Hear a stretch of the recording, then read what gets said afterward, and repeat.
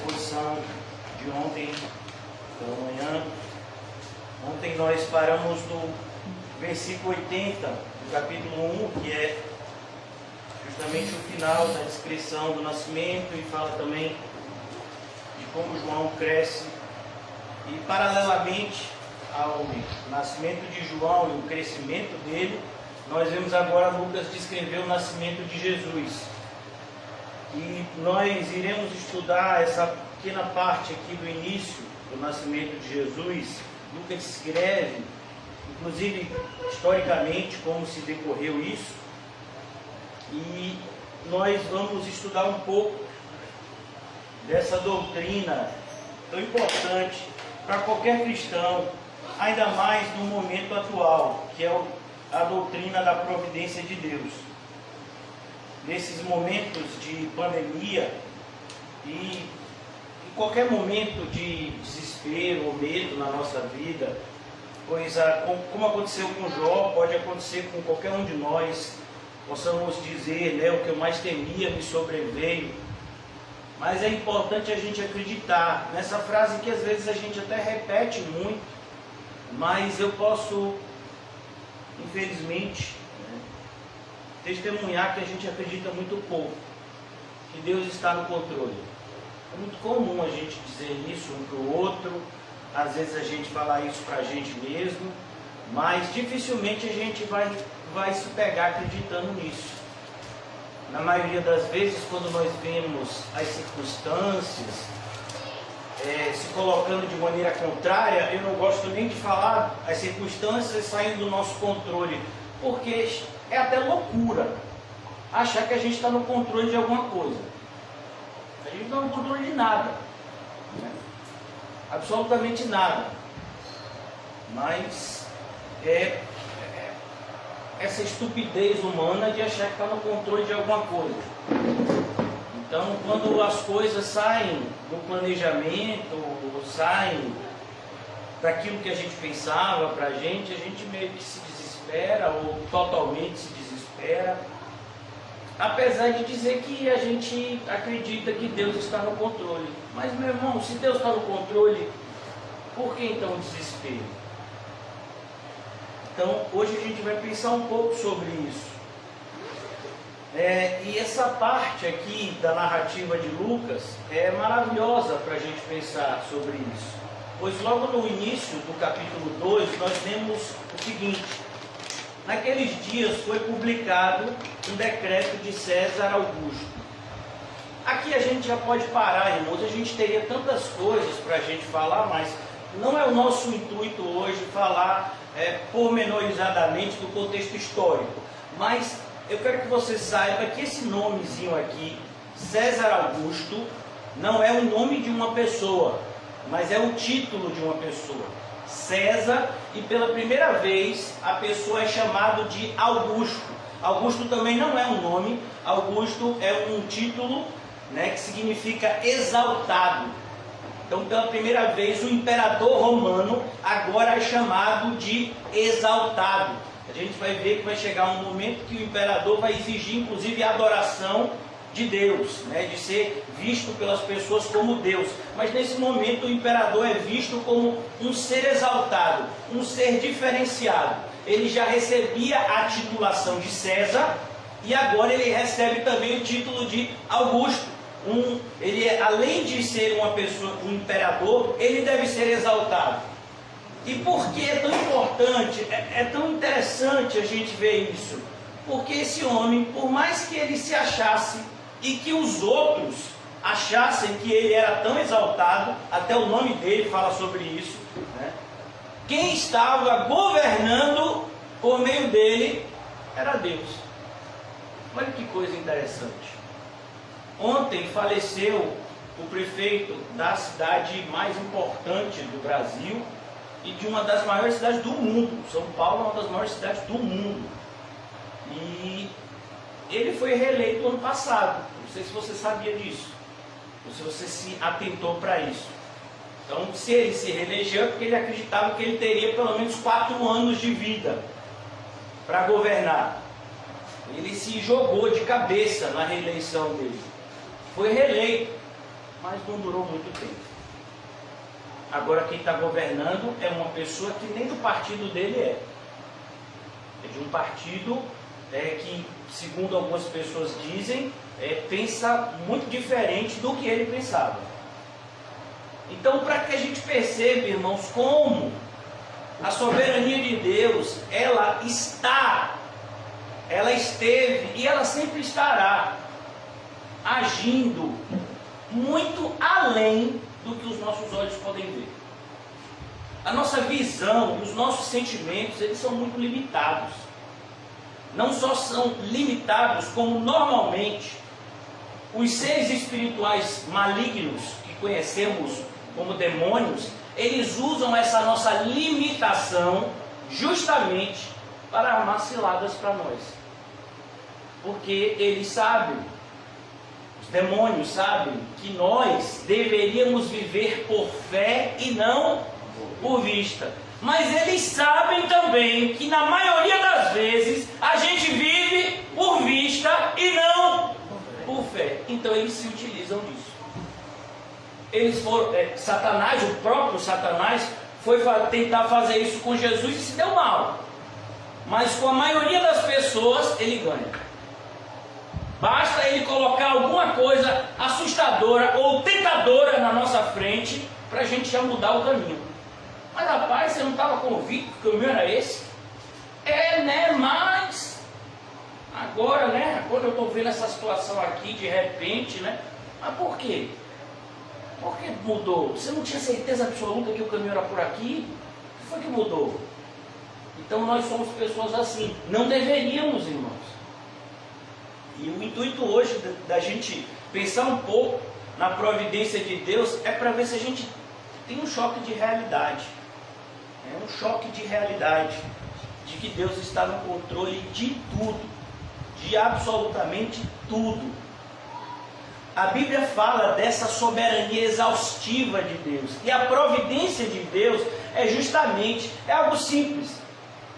Simples de entender, porém difícil de acreditar e praticar. Não deveria, porque uma vez que a gente se denomina crente, a gente deveria acreditar em tudo que vem de Deus. Então a providência, se você pegar no dicionário, a providência é o meio pelo qual nós usamos formas e métodos para atingir um fim. Então a providência de Deus é justamente o poder de Deus de executar os seus planos. Então Deus tem um plano e Ele vai executar esse plano. E a maneira como Deus executa esse plano, a gente chama de providência. Então é a maneira como Deus dirige a sua criação. Então nós chamamos isso de providência divina ou providência de Deus. E eu gostaria de pensar com vocês hoje à luz de alguns textos da Bíblia que fala dessa providência. Eu separei alguns pontos aqui só para mexer um pouco com a nossa estrutura, para ver se mexe com a nossa estrutura, Como essa soberania de Deus, como essa providência divina, ela está ao redor da gente e muitas vezes a gente nem percebe. Primeiro ponto, se os irmãos quiserem, está lá no Salmo 103, versículo 19. Eu vou abrir e vou ler. Se os irmãos quiserem, abram. Se não, não abram. É a providência de Deus que vai fazer isso. Eu cada vez mais tenho aprendido isso. Eu não posso mudar ninguém, nem a mim, e dirá os outros. A gente só pode convidar para o caminho certo se nós estivermos nesse caminho certo, percorrendo. Nos céus estabeleceu o Senhor o seu trono, e o seu reino domina sobre tudo. Então, olha o que aqui diz o Salmo 103. O Salmo 103 fala da soberania de Deus no universo. O homem, eu não sei se vocês já ouviram falar, eu acho que tinha algum irmão aqui que tinha uma camisa com esse nome, NASA. Tinha algum irmão que tinha essa camisa? Tinha? Ah não, era o negócio do travesseiro da NASA, desenvolvido pela NASA. A NASA, na verdade, é uma espécie de instituição lá nos Estados Unidos, é um órgão, acho que vinculado ao governo americano, e ele tem como foco, como objetivo, estudar as coisas do universo, Então eles têm lá vários telescópios, eles têm satélites, então eles dizem lá, olha, está havendo uma estrela do tamanho do Sol, está surgindo a milhões de anos-luz daqui da Terra, e você acredita, né, se quiser, nas informações que eles dão. Então assim, eles criaram esse sistema porque o homem ele fica maravilhado com a imensidão do universo. A gente sabe que a gente está envolto no universo, basta de noite, aqui na cidade é meio difícil, mas até na cidade a gente vê isso, no interior que é bonito, né? Quando a gente está no interior e que dá de noite assim, aquela imensidão de estrelas assim, é algo lindo. Eu gosto muito, uma das coisas que eu gostava de viajar de ônibus, quando eu ia para o interior de meus pais, era justamente isso, que de noite aquela estrada escura, quando você olhava assim, era tanta estrela que tinha na luz, no céu. E a gente olha, a gente sabe, meu Deus, que coisa enorme. A gente olha para o sol e para tantas outras coisas. Quem criou isso? Porque o homem criou essa ideia de alienígena e até inventa. A terra que minha irmã veio, tem até uma nave, que foi um homem que disse que viu uma nave aterrissar lá e construiu uma nave. Eu passava lá e meu pai sempre me mostrava, né, um disco voador, né, lá em Morro de Chapéu. Eu sempre que eu passava lá para ir para Chique-Chique, meu pai mostrava, olha a nave ali. Aí ele me contava a história, foi um empresário que, pelo meu pai me contava assim, que viu essa nave aterrissando e aí ele construiu essa nave igual, porque quando os outros quiserem chegar aqui, já sabem onde pousar. Né? Então o homem cria até essa ideia de seres, o universo é tão imenso, que o homem ele fica assim, não é possível que um universo desse tamanho só tenha gente.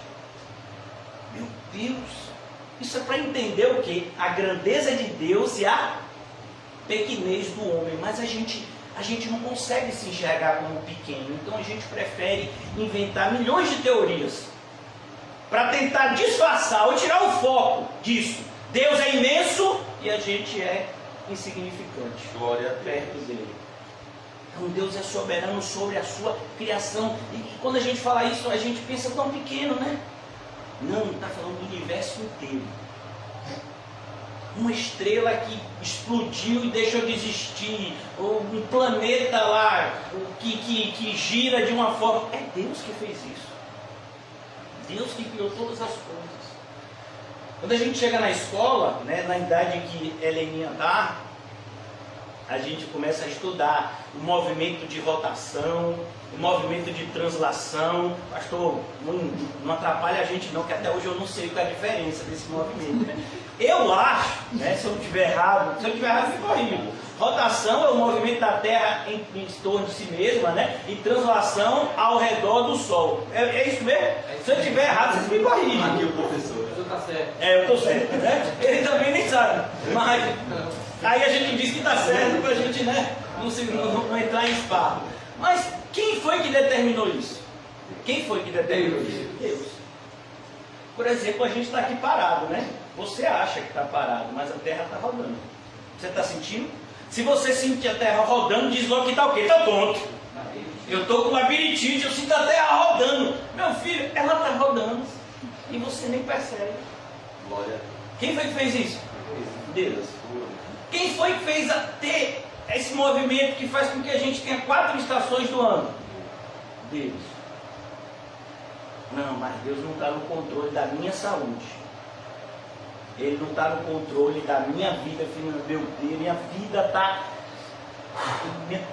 Eu sinto que o céu está caindo sobre mim. Ó Senhor Jesus.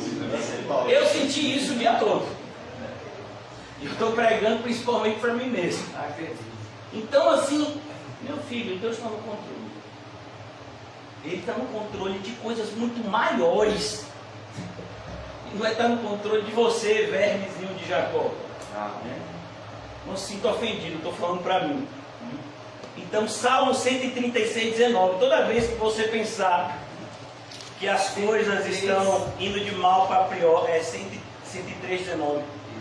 Você vai se lembrar, Deus está no controle do universo todo. E como você está no universo, então Ele está no controle de sua vida também. Olha que maravilha. Segundo lugar, irmãos, Mateus 5,45.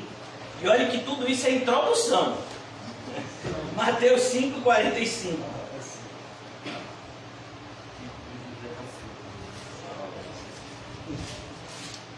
José ensinou pra gente isso esses dias. Mateus 5,45. Terça-feira José falou sobre isso. Olha que coisa interessante. O que diz aqui o evangelista Mateus: para que vos torneis filhos do vosso Pai Celeste, porque Ele faz nascer o seu sol sobre os maus e bons, e vir chuvas sobre justos e injustos. Deus está no controle do mundo físico. Ele está no controle das pessoas. Mas por que determinados políticos tão corruptos continuam permanecendo no poder? Por quê? Deus está no controle, meu filho. Porque César Augusto estava no poder e não uma pessoa assim mais correta. Deus está no controle. Nós sabemos uma parte dessa história. A própria palavra diz: aquilo que foi revelada, aquilo que Deus escolheu revelar, pertence a nós. E nós deveríamos nos sentir extremamente felizardos por isso. Felizes, abençoados por Deus ter revelado uma parte do seu plano para nós, porque Ele não precisava fazer isso. A gente não merecia. A gente não tinha nem condição. É preciso Deus colocar em nós o seu espírito para a gente entender um pedaço do seu plano, que é a Bíblia. É um pedaço do plano de Deus. Porque existem coisas que Deus não revelou e que Ele vai fazer mesmo assim. Ah, mas não vale, Deus não me falou que eu fazer isso. E Ele precisa. O movimento pentecostal, irmãos, ele faz um grande serviço do ponto de vista teológico e de outros pontos. E um dos pontos é esse: o movimento pentecostal, eles são hoje os principais defensores de uma teoria diabólica chamada de livre-arbítrio. E de acordo com essa teoria, alguns assim mais extremistas dessa teoria, eles costumam dizer que Deus não pode fazer nada na vida de alguém se a pessoa não permitir. Daí a ideia de você convidar Deus para entrar na sua vida, que é muito comum nessas igrejas. Olha, alguém quer dar oportunidade para Deus entrar na sua vida hoje? Nós vamos orar por você. É muito comum nessas igrejas esse tipo de atitude, esse tipo de aberração. Deus não precisa do seu convite, porque se Ele precisasse, você nunca convidaria. Um morto não pode convidar ninguém a visitar o seu túmulo. E essa era a nossa realidade espiritual. E essa talvez seja a realidade espiritual de alguns que me ouvem hoje. Então aqui ele diz: Deus está no controle. E o contexto que Jesus ensina isso, qual é o contexto? De que a gente tem que amar as pessoas, independentemente delas agirem corretamente ou não. Amar as pessoas, me entendam, não é aprovar o erro, não é ser omisso em relação ao erro e nem ajudar as pessoas a praticarem coisas erradas. Mas amar as pessoas é muito mais. Amar as pessoas é olhar para elas com compaixão e entender que se elas não conhecem a Deus, elas estão indo para o inferno. Então, como você pode fazer mal para uma pessoa que já está amaldiçoada? É a mesma coisa. Como você pode fazer bem a uma pessoa que está abençoada? Não pode. Todas as coisas cooperam para o bem.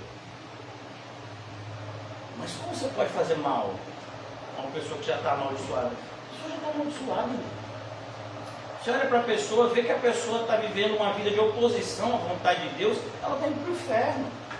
E não adianta. Ah, mas no último momento pode ser. Essa conversa.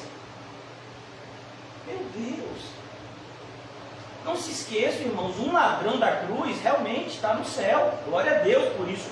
Glória a Deus. Porque ele também estava falando mal do Senhor. Mas o outro está no inferno. É engraçado que ninguém fala desse que está no inferno. Todo mundo só fala do ladrão que foi para o céu.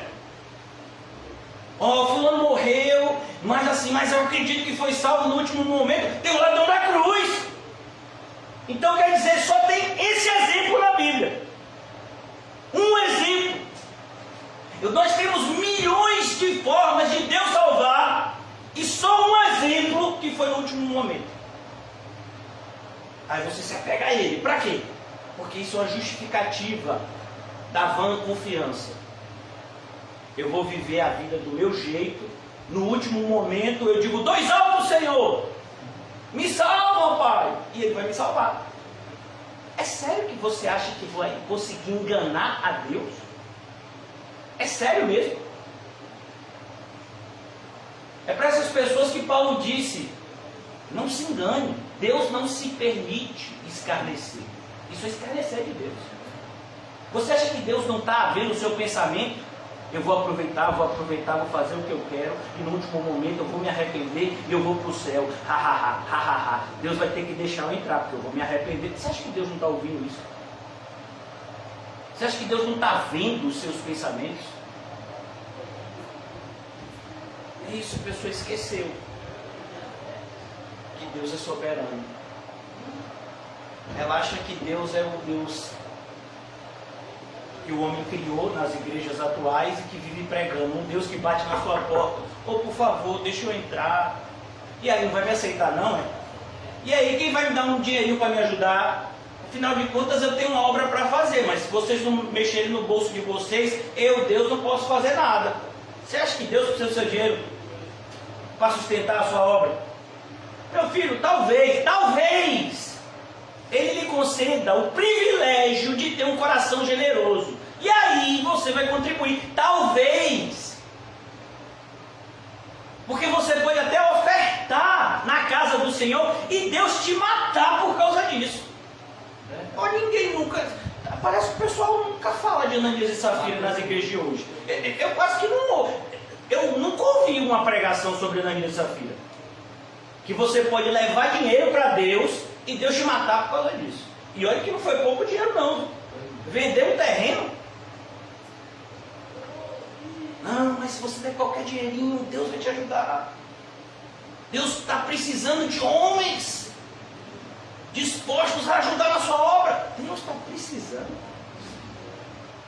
Deus precisa de alguma coisa. É sério. Então a gente abre aqui e lê: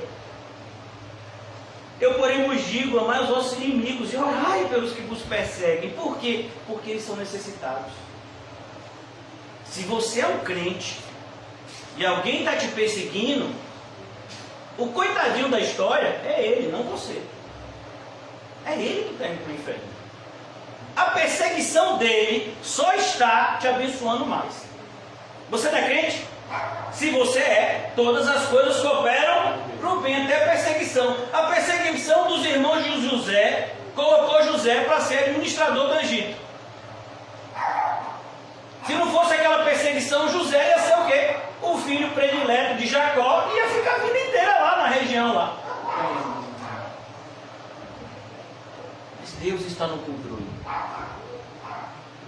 Você acreditando ou não? O prefeito que morreu ontem teve um culto ecumênico. As pessoas que acreditam que o dinheiro é importante, ele tinha dinheiro e ele estava, como muitos que morreram nessa pandemia, no hospital mais caro do Brasil. Olha, meu filho, você não passa nem na porta, Oreia. Eu, por exemplo, não passo nem na porta. Aquela hospital não aceita nem plano, meu filho. Então, é um hospital caríssimo. É um hotel 5 estrelas em formato de hospital.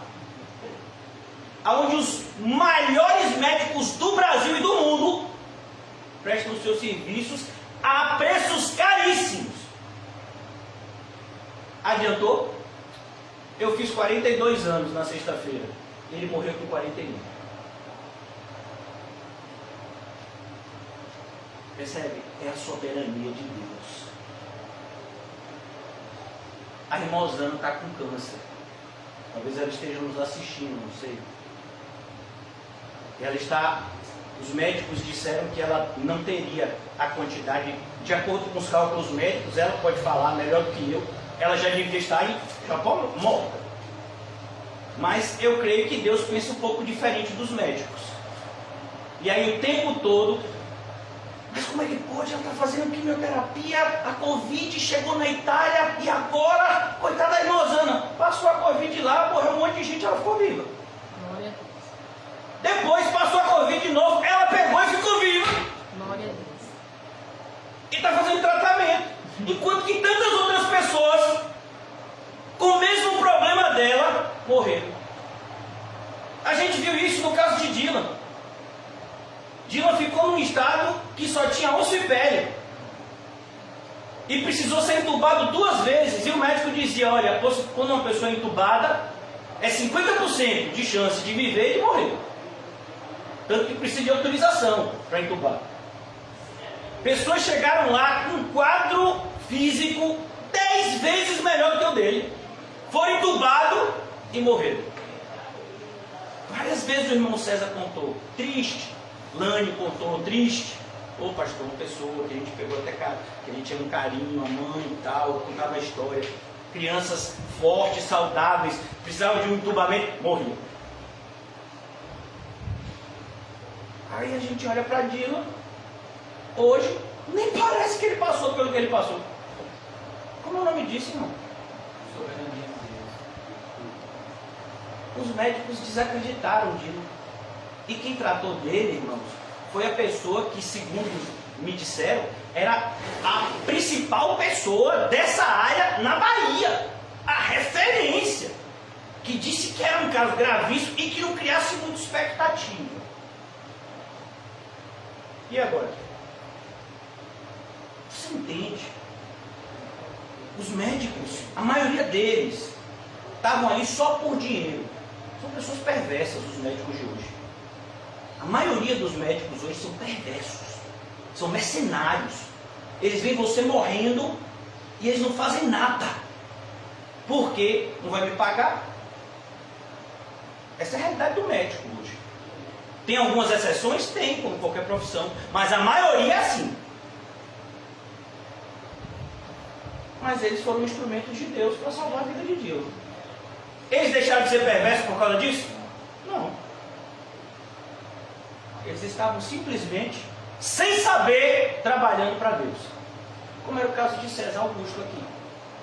Você acha que César Augusto, quando fez lá e assinou, olha, eu quero que todo mundo agora seja contado, porque recenseamento é isso, é contar todo mundo do império. O propósito de um recenseamento são 2, basicamente. O primeiro deles é contar o número de homens em idade militar, para assim, em caso de guerra, esses homens serem chamados para poder ir para frente de batalha. Em segundo lugar, é a cobrança de impostos. Então todo mundo tem que pagar imposto. Em alguns casos, como era o caso lá da região lá de Maria, as mulheres também, acima de 12 anos. Por isso que Maria foi também. Porque a gente podia dizer, mas por que não deixou a mulher grávida? Mas levar a mulher grávida numa viagem de 3 a 4 dias.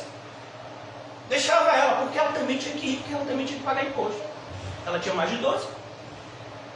Olha a soberania de Deus. Você acha que quando César Augusto estava assinando lá os papéis, ele sentiu assim um arrepio e disse, Deus está me usando. Eu sinto que agora eu vou para o céu, porque Deus me usou. Um homem ímpio como era. Se você pegar um livro de história e ver como viviam os romanos daquela época, você fica assustado. Você diz que agora a gente está vivendo no paraíso. De tão ímpio que era aquele povo. Era uma obscenidade, uma imoralidade, irmãos, assustadora. Aquela época de Roma.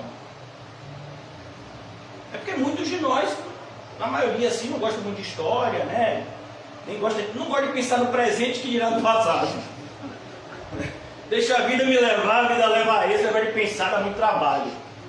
Né? Então, Deus está no controle, tanto dos bons quanto dos maus. E tem algum que é bom? Tem. Aqueles que estão em Cristo. Se Cristo é bom, quem está em Cristo é um com Ele. Então é bom também.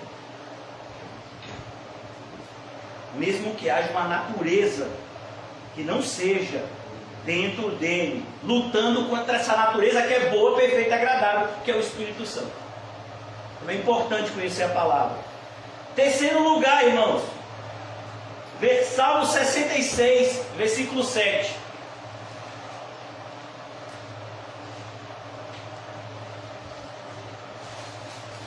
Se você não acreditar que Deus é soberano, que está no controle, irmão, hoje. Salmo 66. Não está dando certo, a gente acredita mais, né? Ô, Senhor, você está no controle. Salmo 66, 7. Vai se respeitar. Ele, em seu poder, governa eternamente. Ele governa como? Eternamente. Mas será? Será que o mesmo Deus do passado é o Deus do presente? Com certeza.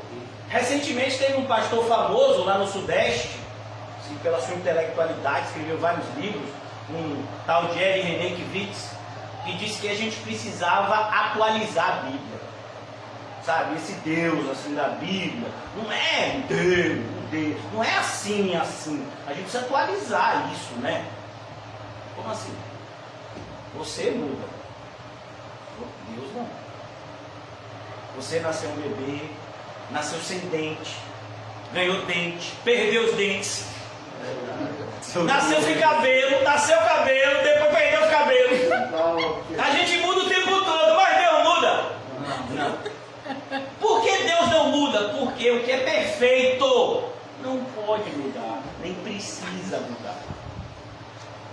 Por isso que a gente sabe que a vontade de Deus é boa, perfeita. Então ela muda? Não, porque ela é boa, ela é perfeita, ela é agradável. Quem muda somos nós, que somos seres imperfeitos. Então aqui a gente percebe, versículo 7 do Salmo 66, ele em seu poder governa eternamente, os seus olhos vigiam as nações. Ih, rapaz, a Coreia do Norte vai ter um perrengue aí com os Estados Unidos, vai sobrar para a gente. Ih, rapaz, você viu o que o Bolsonaro falou? Que quando acaba a saliva, começa a pólvora. E ele falou isso para os Estados Unidos. Dá até vontade de rir, né? Porque o poder militar dos Estados Unidos, comparado com o poder militar do Brasil, é risível. Você vê a desestrutura mental de um camarada desse. Quando acaba a diplomacia, começa a pólvora, um negócio assim, né? É sério mesmo que esse rapaz falou isso? Falou. Mas quem é que está no controle? Aí teve gente brasileira que ficou com medo. Ih, rapaz, se os Estados Unidos for brigar com a gente vai se dar mal. Quem está no controle? Deus. Deus está no controle das nações.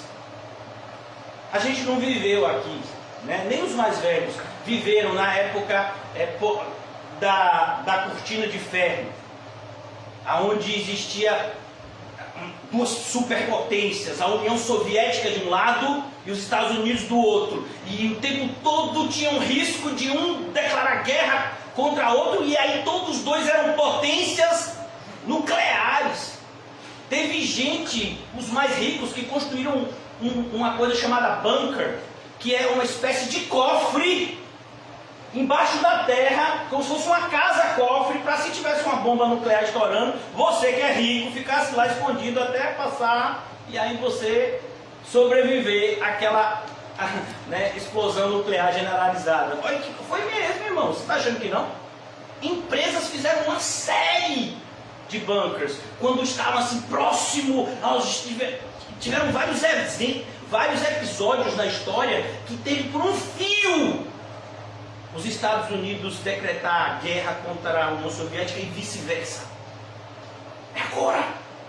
É agora! Eita, vai ser agora! Quem é que estava no controle das nações? Deus. Teve guerra nuclear? Não, meu filho, foi o que teve. O muro que separava, que simbolizava isso, que era um muro que dividia a Alemanha entre oriental e ocidental, foi destruído, e aí os dois fizeram uma suposta paz, acabou esse negócio de guerra fria. E aí agora?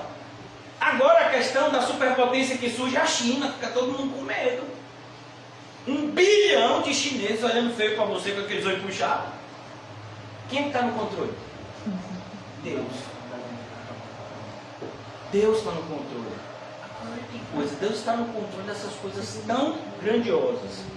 Ele não está no controle da nossa vida.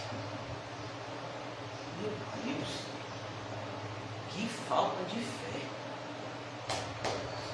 Então aqui a gente percebe, ele governa, os seus olhos vigiam as nações, não se exaltem os rebeldes. Ó, você que é rebelde, está se achando que está se dando de bem, ó, o olho de Deus. Tem uma pessoa que quando quer falar sério faz assim, ó. Deus, ó, ele está o tempo todo de olho, meu filho. Você está pensando que Deus não viu o que você fez hoje? Você está pensando que Deus não ouviu e viu os seus pensamentos? E agora me deu. Meu filho, ele viu tudo que você pensou. As pessoas que falam mal do pastor por trás, tudo isso é da presença de Deus. E agora? Percebe? Eu só tenho motivo para ter compaixão e misericórdia. Porque essas pessoas estão fazendo mal a elas mesmas. O maldizente, ele não tem poder para amaldiçoar o outro.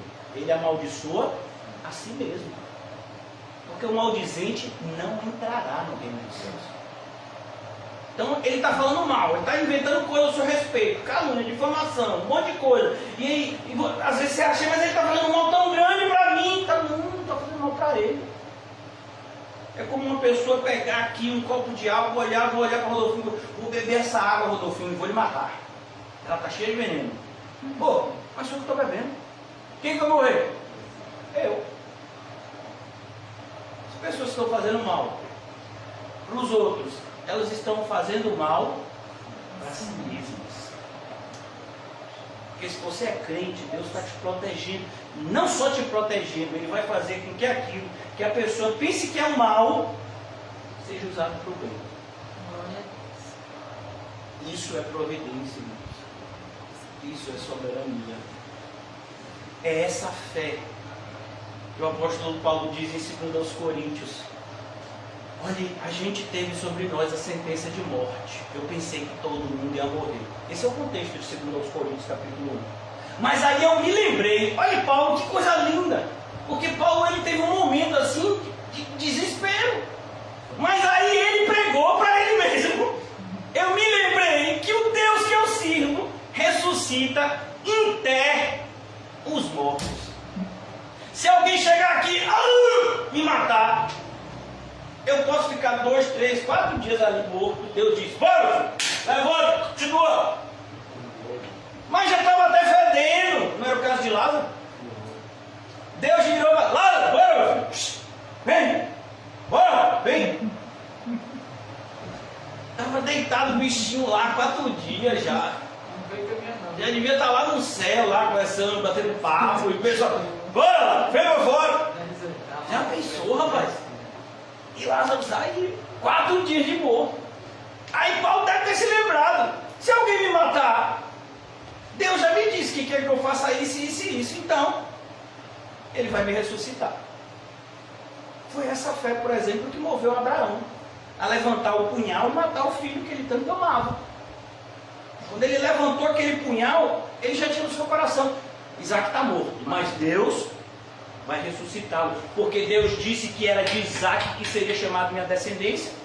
Então, ele não é Deus de confusão. Eu posso até matar Isaac aqui, porque quem está sendo provado sou eu, mas eu sei que meu filho vai ressuscitar depois.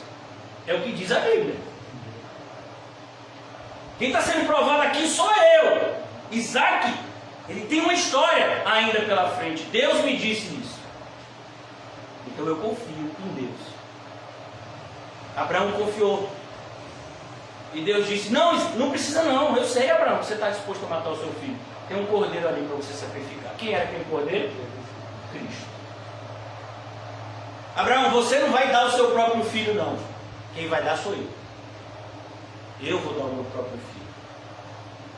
É por isso que Paulo fala aos Romanos, aquele que deu o seu próprio filho por amor a nós, como não nos dará juntamente com ele? E você vai dizer que não aqui Deus não ama você. Você é um crente sem fé. Estou falando para mim, viu? Estou com o espelho aqui na frente. Mais um pouquinho de soberania de Deus. Ou tá bom? Mais um pouco. Pastor, eu acho que se fala mais um pouquinho, ainda não, não é nada. Eu acho que ainda não fechou. que coisa interessante. Abra em Gálatas capítulo 1, versículo 15. Glória a Deus. Será que você é obra do acaso? Papai e mamãe se conheceram por acaso? Você acha isso? Vamos ver aqui, Gálatas, capítulo 1, versículo 15.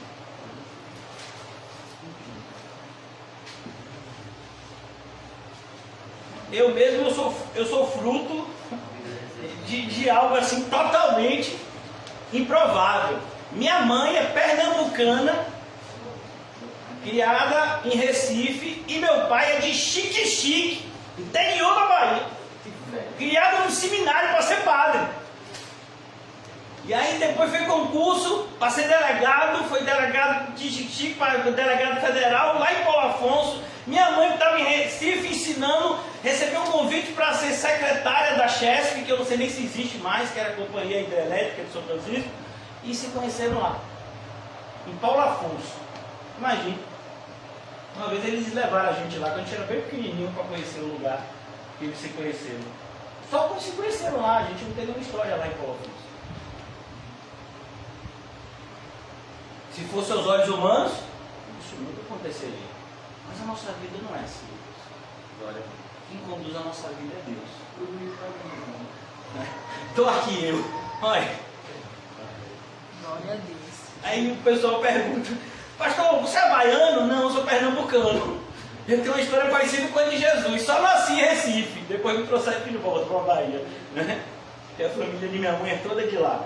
Gálatas 1,15 diz assim: quando, porém, ao que me separou antes de eu nascer, eu quero que você leia comigo.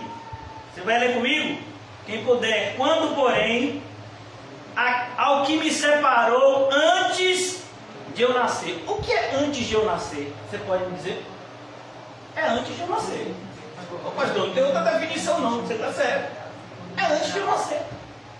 Então Deus me separou antes de eu nascer. Meu pai e minha mãe nem se conheciam ainda. Deus já tinha me separado. Já sabia qual era o meu nome, já sabia qual era a minha história. Eu nem sabia, eu nem existia. Mas Deus já sabia. E já tinha me separado. E a gente vê que tem um texto muito parecido lá em Jeremias, né? Esse texto aqui eu li com vocês porque lá em Jeremias tem gente que diz: não, aquela verdade ali valia para Jeremias, que Jeremias é profeta lá. E aqui, não é não? Não vale para você não, crente? Que é o crente. Você também não é crente? Então aqui é você. Quando, porém, porém, ao que me separou antes de eu nascer e me chamou pela sua graça, ele me chamou. Olha a linguagem que está lá em Romanos. Aos que de antemão conheceu. A ideia é, Deus já tinha um relacionamento comigo antes de eu conhecer Ele. A esses predestinou, chamou, justificou, glorificou. Aí você vai me dizer o quê, irmão? Que Deus não está no controle? Que Ele precisa do seu aceno, do seu piscar de olho para aceitar você? Que Ele precisa que você diga: ei, em nome de Jesus, escreve meu nome no livro da vida. É você que pede para escrever o seu nome no livro da vida? É sério? Diante de tantas verdades claras na Bíblia. Escrever de novo, está escrito, né? Meu Deus, nem escrever de novo, porque a gente não escreve de novo uma coisa que já está escrito de maneira perfeita. Então a gente percebe aqui, antes de eu nascer, e me chamou pela sua graça, aprove revelar o seu Filho. Olha, foi providência essa ideia, aprove. A ideia foi providência de Deus, o revelar seu Filho em mim. Percebeu o que Paulo está dizendo aqui? Está certo o artigo. Em. Ele revelou, não foi para mim. Em mim. Olha que coisa interessante.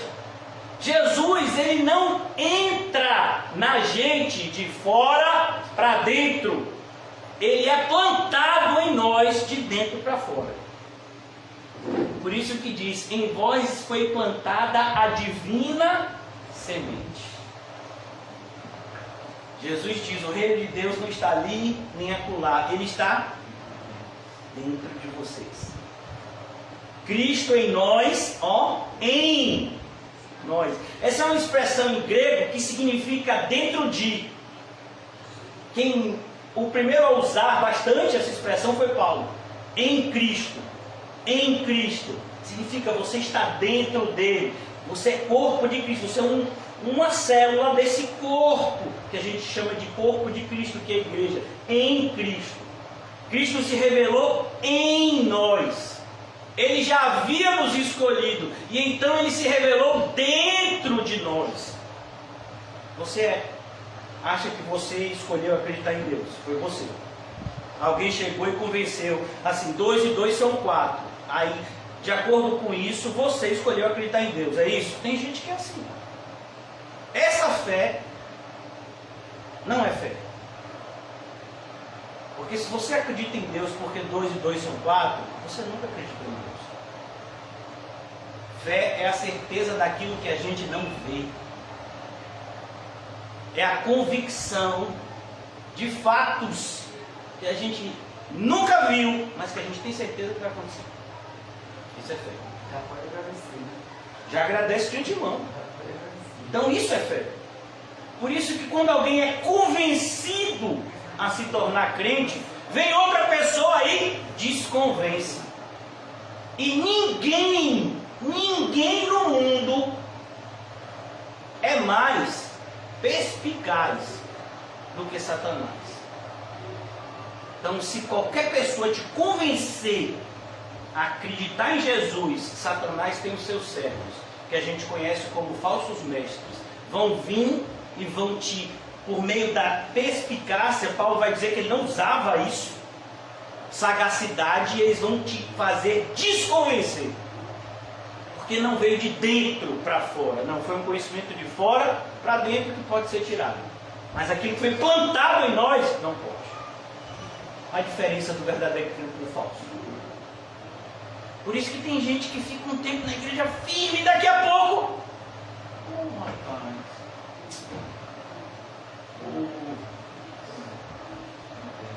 Por quê? Nunca nasceu de novo. Parecia, mas era joio. E a parábola, para a gente, muitas vezes não é devidamente compreendida, porque nós não somos agricultores e nem vivíamos na região da Palestina na época de Jesus. O joio e o trigo, eles são iguaizinhos quando eles brotam. A diferença começa a acontecer bem depois, já perto da colheita. Mas quando eles nascem, você quase que não sabe diferenciar um do outro. Então tem gente que você diz, rapaz, fulano é crente. Vamos ali. Você diria que Judas era um diabo? Porque essa é a expressão que João usa. Que ele fala que Jesus usou. Porque um dentre vós é o diabo. Você diria isso de Judas? Nunca. Judas pregava o verdadeiro evangelho, expulsava demônio, fazia milagres. Rapaz, esse camarada é crente, rapaz, esse camarada é apóstolo de Jesus. Você vai dizer que esse camarada é crente? Você vai dizer isso? Você quer dizer que você é mais crente que Judas Iscariotes? Meu filho, se você não for mais crente que Judas Iscariotes, eu tenho até medo. Mas a gente sabe disso hoje. Naquela época, eu nem desconfiaria, meu. Imagina. Então aqui, olha, é Deus. Ele revelou seu Filho em mim, para que eu pregasse entre os gentios sem detença. Não consultei carne e sangue, nem subi a Jerusalém, para os que já eram apóstolos antes de mim, mas parti para as regiões da Arábia e voltei outra vez para Damasco. Olha que coisa. Quem conduzia a vida de Paulo?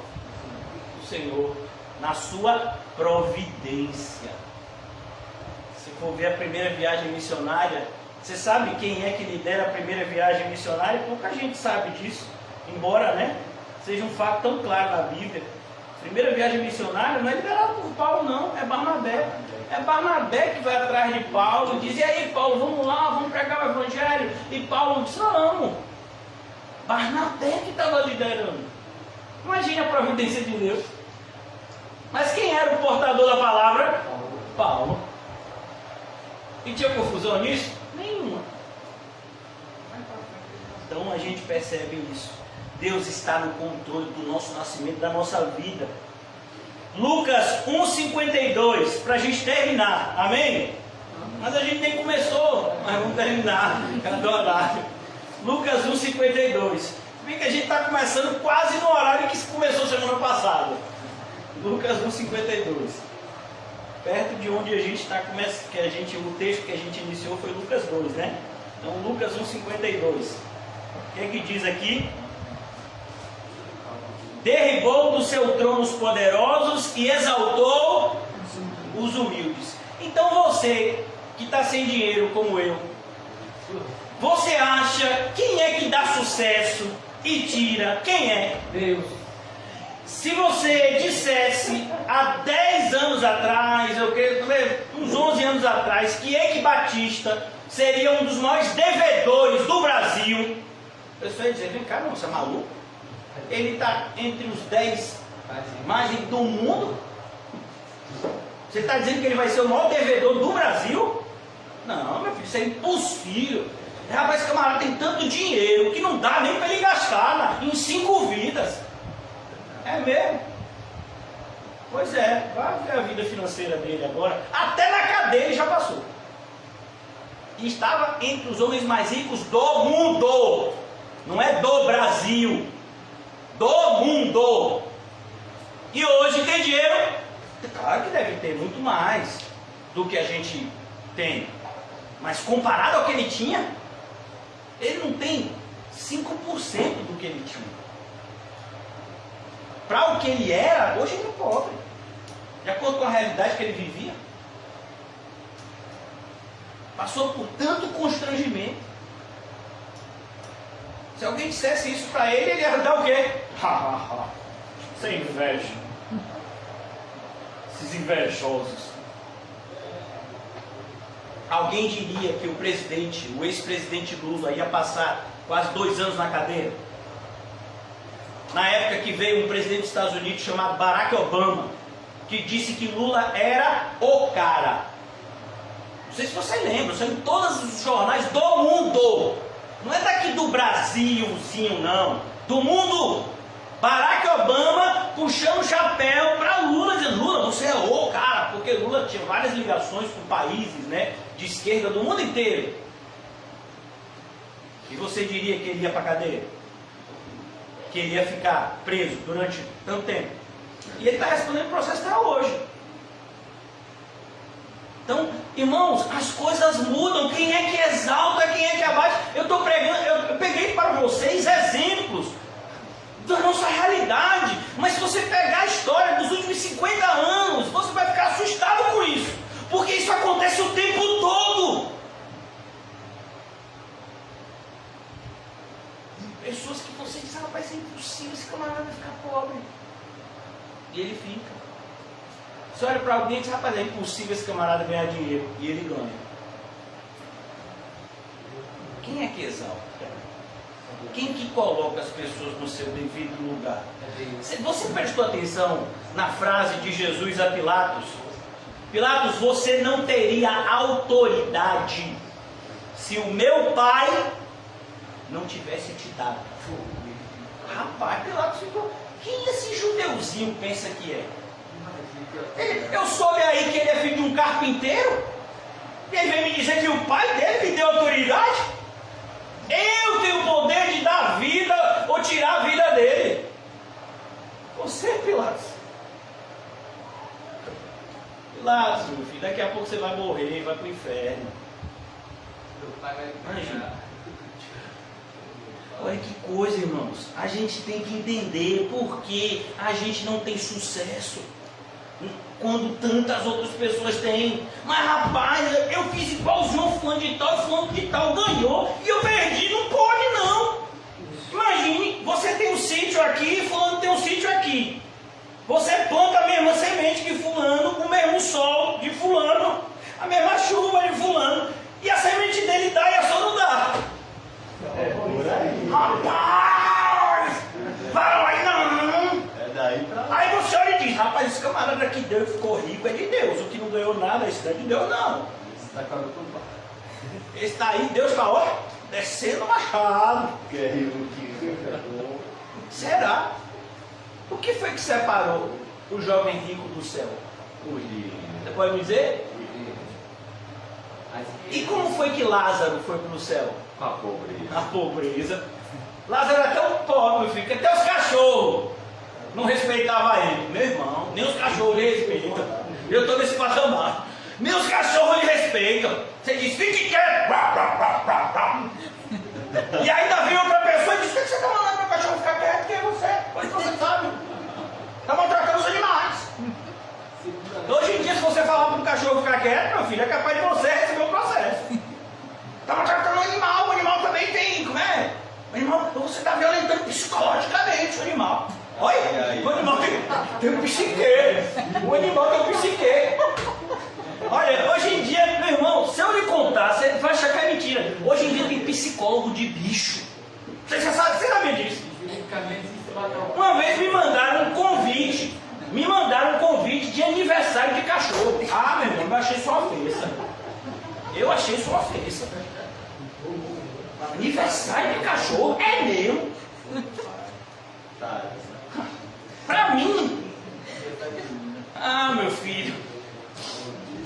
Quem é que exalta? Por que os falsos mestres estão lá em cima?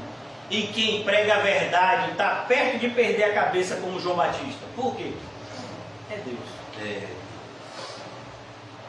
Deus que faz assim. Vou ler de novo. Derribou do seu trono os poderosos e exaltou os humildes. Quem é que faz isso? A providência de Deus. Deus na sua providência. Por isso, cuidado para você não estar batendo a cabeça o tempo todo na porta que Deus fechou. Porque a porta que Deus fechou, ninguém abre. Fala, pai. Ninguém.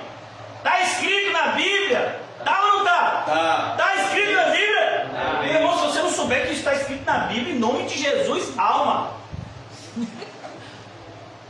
Lá em Apocalipse, José ensinou isso pra gente. Socorro, pai. A porta que Deus fecha, ninguém abre. Já foi. Mas a gente fica. Não, vou tentar mais uma vez. Agora vai. Agora vai. Agora vai. Ai, ai, ai. Vai, agora vai, agora vai, agora vai. Aí a gente dá um tempinho, finge que esqueceu, né? E volta de novo. Socorro. Meu filho, você acha Socorro. que você pode enganar Deus?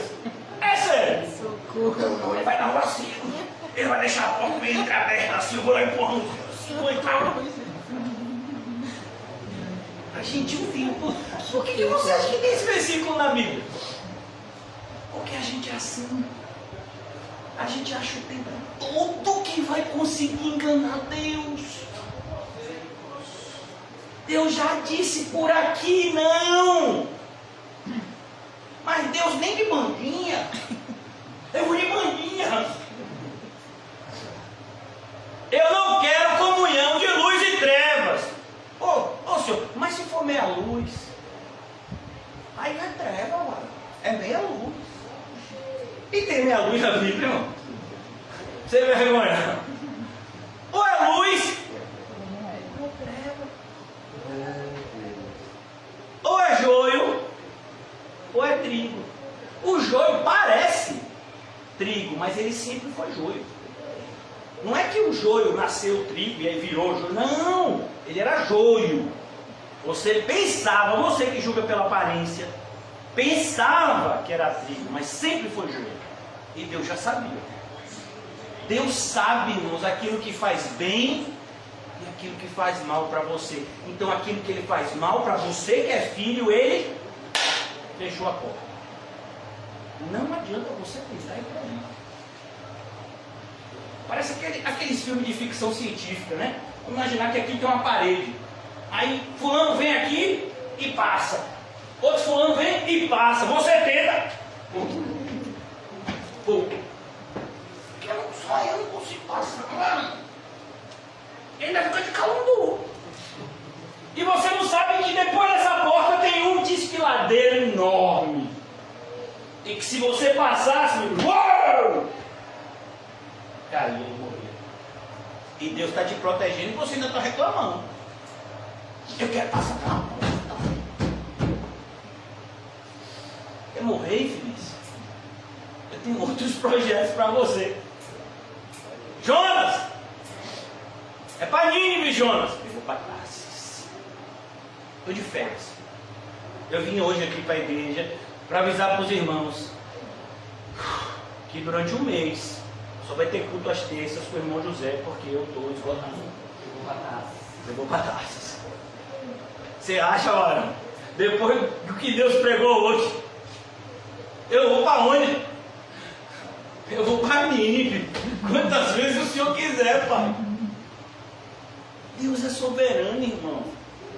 Então, quando Deus quiser, ou melhor, vou até reformular, quando algo for te fazer bem, Deus vai te dar. Quando for algo for te fazer mal, Deus não vai te dar. Ou melhor, quando algo estiver te fazendo mal, Deus vai tirar. Por exemplo, quem chupava chupeta quando era pequeno? Eu. Meu irmão, se você já viu uma criança chupando chupeta, você já tirou a chupeta de uma criança que está chupando chupeta? Meu filho, é a Terceira Guerra Mundial, aí é de verdade. Que foi tirar a chupeta? Mas a chupeta não pode, o dente vai ficar mal formado, faz mal. Dá gases, tem um monte de coisa que não pode. Mas vai explicar isso para a criança lá de 1 ano, 2. Olha, eu estou tirando a chupeta de você, que ela faz mal, os cientistas disseram, aí você mostra, nem sabe ler. Você mostra todas as pesquisas para a criança e ela vai entender, não vai chorar, é isso mesmo? Nada, meu filho, a mesma coisa é Deus. Ele tira a chupeta, meu filho, e a gente faz como? E ainda acha que ele é ruim, né? Por estar tirando algo que nos faz o quê? Mal. Percebeu por que Deus não está te exaltando aqui? Porque o lugar de Deus te exaltar é te levar para o céu, ó. É isso que é exaltação. Glória. Mas a gente quer ser exaltado aqui e ser exaltado no céu. Não dá, meu filho. Ó. Quem é exaltado aqui, ó como é a balança. Você já viu aquela balança antiga? Na venda de meu avô, o pai do meu pai, ele tinha uma balança dessa, que botava, quando ia comprar 1 quilo de prego, botava o peso de 1 quilo, né? Então você pega aqui, ó, se você for exaltado aqui, no céu, aí é que você não entra, vai lá para baixo. Mas à medida que você está aqui embaixo, aqui, lá no céu, lá para cima. Onde é que está isso, pastor, na Bíblia? Vocês nunca leram Lucas 16? Lázaro recebeu sofrimentos na vida. Agora, acabou a época dele. Sofreu. Ele tem só alegria. Você é rico, viveu o tempo todo alegrias aqui na terra. Agora chegou a época de você sofrer, meu irmão. Aí você vê uma coisa tão... Isso é claro na Bíblia. É claro ou não é, irmão? Tem alguém que não entende isso? Irmão, está claro na Bíblia isso. Mas a gente gosta. Gostar não. A gente quer o meu tempo. A gente diz, ó Deus, ó, vamos fazer um negócio. Vamos fazer assim. Igual que eu fui explicar para uma pessoa que queria ser rica. Veio de uma igreja dessas aí, né? Que para de sofrer. Aí disse, não, mas Deus resolve, porque Abraão era rico, porque Isaac era rico, porque Salomão foi rico. E dizia. Aí eu mostrei para ele, é mais fácil um camelo passar pelo buraco de uma agulha do que um rico entrar no reino dos céus. Ele leu, releu, trileu, quadrileu, saiu, voltou umas 10 vezes isso. É verdade. Então eu quero ser classe média. Ele disse que não entendeu nada. Porque não é o que a gente pensa, mas não é. Essa é a nossa realidade. Ele só colocou para fora algo que às vezes a gente esconde, né? Tudo bem, eu entendi que não dá para ser assim. Mas eu quero ser assim. Eu quero aqui. Não, aqui. Não, eu quero aqui. Não é assim que a gente quer? Papai não vai deixar. É a providência. Pode cada dia. Você só vai ter o que Deus quiser que você tenha. Ele só vai deixar você fazer aquilo que é para o seu bem. Se você tentar ir em outra direção, meu filho, é bom você conversar com o filho pródigo. Eu conversava com ele, ele foi para uma região que era boa, meu filho, antes dele chegar. Quando ele chegou, meu filho, o negócio empenou para aquela região. Acabou o dinheiro dele e acabou o quê? Acabou tudo da região. Ele não tinha nem trabalho. Imagina, ele chegou lá milionário, não tinha nem trabalho mais. Mas a região era tão boa porque ela tá ruim assim por causa de você, miserável. Volta para sua casa feliz. Ele aprendeu. Né? Então, agora eu quero terminar com a notícia boa. Pastor, não terminou ainda não? Vai terminar com a notícia boa. Para você ir para casa de boa. Né? Ô pastor, o negócio hoje pegou, esse negócio aí. Eu sei que eu não acredito assim em Deus como deveria, né? Mas não, irmão, tem que acreditar. Tem que acreditar e demonstrar, porque a fé sem obras é morta. Às vezes a pessoa fica pensando, o pastor Nizam é chato, ele fica dizendo que tem que fazer isso, que tem que fazer aquilo. Parece que só é crente se a pessoa fizer isso e aquilo. Mas não sou eu, é a Bíblia. A fé sem obras é o quê? Morto, irmão. Salmo 4, versículo 8. Amém? Amém.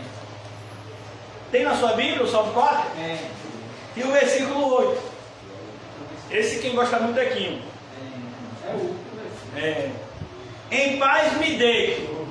Eita Deus. Aqui para Quinho, em paz fique em pé. Fico de lado, me sento. Em paz me deito e logo. Diga, José, você que é testemunha viva. Esse é a cabeceira dele. E logo o quê? Tem um mural de foto aqui para provar. E aí, para você ver, a fé prova, tá vendo? É algo que pode ser provado, né? Na sinaleira, ontem mesmo me disseram, se o sinal estiver amarelo, meu filho, a foto do sinal vermelho é assim. Porque o tempo entre o sinal amarelo e o vermelho, meu filho, já foi. Em paz me deito e logo pego no sono. Porque, Senhor, só Tu me fazes repousar seguro. Quem é que nos protege, irmão? Por que você vai dormir hoje? Olha, eu vou lhe falar com propriedade. Você pode tomar uma caixa de remédio para dormir e não dormir. Eu já fiz isso. O meu processo de conversão foi muito doloroso. Tomei uma caixa de remédio para dormir e não dormi durante 48 horas. E Deus falou comigo e disse: você só vai dormir quando você voltar para o caminho. E eu voltei. E disse: nunca mais. Por isso que de vez em quando eu digo que não vou suportar mais não. Aí como hoje, me lembrei do que eu tinha me esquecido. Hoje de tarde. Oi, você quer? Não quero nada. Olha, pai, me dá mais paciência, mais graça, que eu vou continuar, viu? É o Senhor que nos faz repousar, irmãos. Olha, você pode perceber isso na vida de qualquer cristão. A gente tem uma paz. Não me entenda errado. Eu não estou dizendo que você não vai ficar com medo em determinadas situações, nem assustado.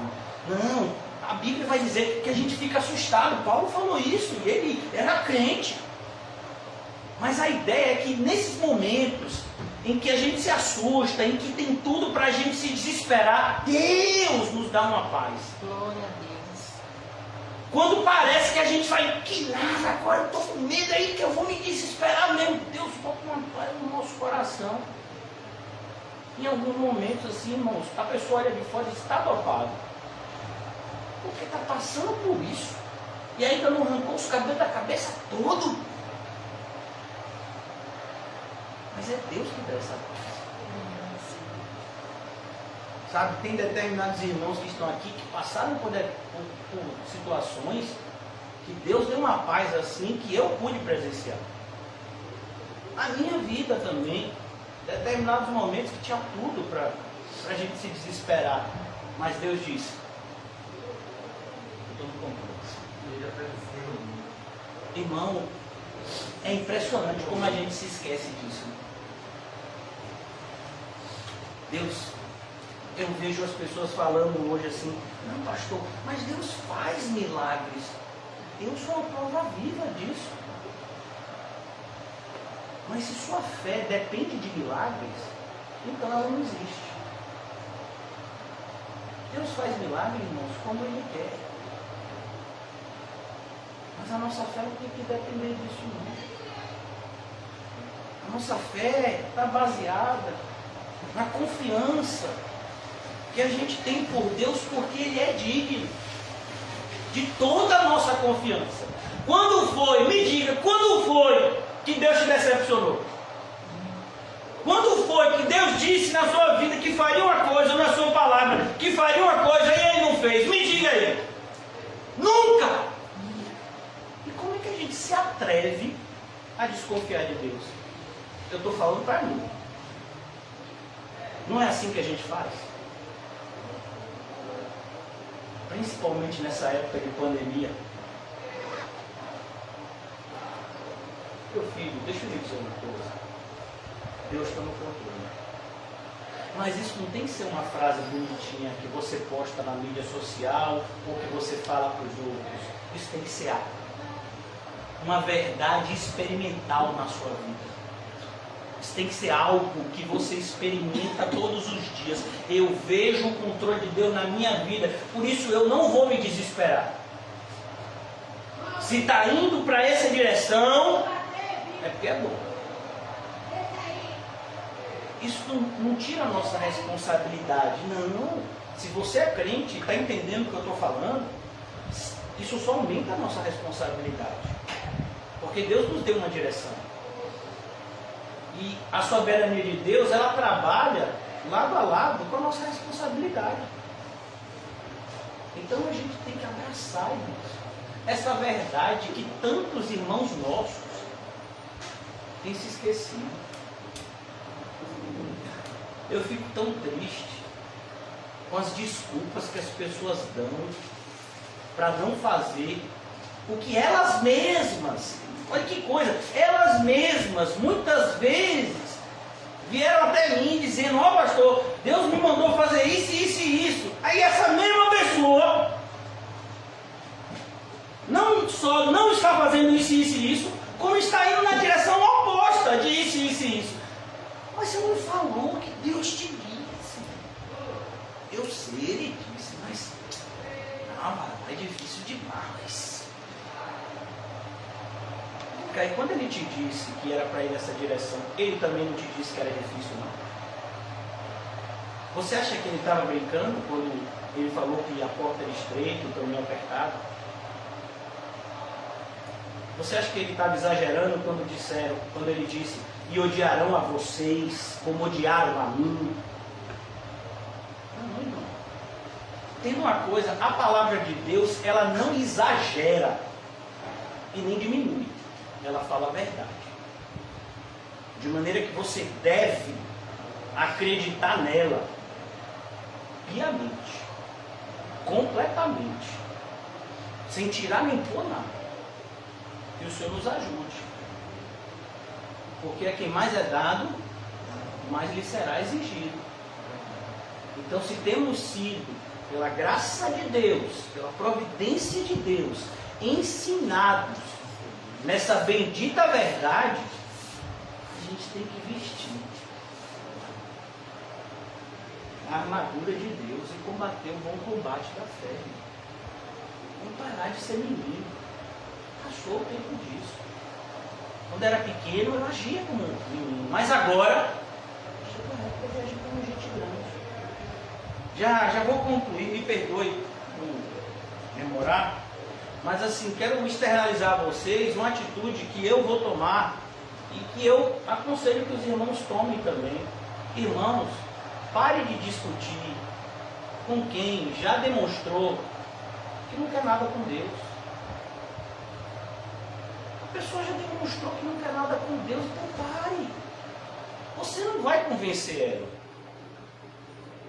Então, às vezes, você está aqui, ó, insistindo em convencer uma pessoa que não quer nada com Deus, quando tem uma pessoa aqui do seu lado, que está sedento pela palavra, e que pela sua obstinação em só olhar para uma direção, não está vendo aqui que Deus quer que você pregue para esse aqui, não para aquele lá. Por que a gente não faz isso? Por causa do nosso ego. Porque a gente quer convencer a pessoa. E quer dizer, eu convenci fulano. Eu trouxe fulano. Você não traz a você, meu filho. Então a gente tem que cada vez mais se entregar à soberania providente de Deus. Então, não dê pérolas aos pobres, não dê as coisas santas aos cães. A nossa congregação, por mais, até chega a ser até, sabe, improvável, mas assim, tem existido. Nós somos um grupo tão diminuto, mas mesmo uma quantidade de pessoas tão pequenas como é a nossa congregação, eu vejo pessoas se levantando no meio da própria congregação para ir contrário a tudo aquilo que é pregado e vivido.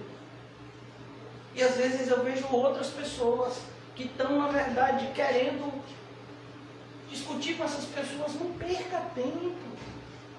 Não. Se a pessoa for de Deus, ela vai ver que está errado e vai voltar. Se ela não for, não é você que vai convencer. Pare de usar os recursos que Deus te deu do seu jeito. Os recursos que Deus te deu é para ser usado do jeito dele. Vamos orar. Ó Senhor, ajuda-nos a entender que Tu és o mesmo Deus que soberanamente fez com que um imperador romano, que se achava dono do mundo inteiro, conhecido na época, trabalhasse para Ti, sem nem saber, pois era necessário que o nosso Messias, Jesus Cristo, fosse nascido em Belém e criado em Nazaré. Aqueles que operacionalizaram isso nem sabiam o que estava acontecendo, mas nós sabemos, Senhor, que sempre foi o Teu poder, guiando e governando todas as coisas, pois foi Tu que criastes todas elas. Ajuda-nos, Senhor, a compreender e viver essas verdades benditas que nos farão dormir em paz à noite. Como vimos aqui, a gente deita, a gente dorme, porque a gente sabe que é o Senhor que está no controle de tudo. E que se a gente fechar os olhos e dormir, o mundo não vai cair. Porque o Senhor está no controle. Ajuda-nos a abraçar essa verdade da Tua soberania exaustiva. Que essa verdade traga a paz e o domínio próprio que a gente tanto precisa para tomar as decisões que a Tua vontade são agradáveis.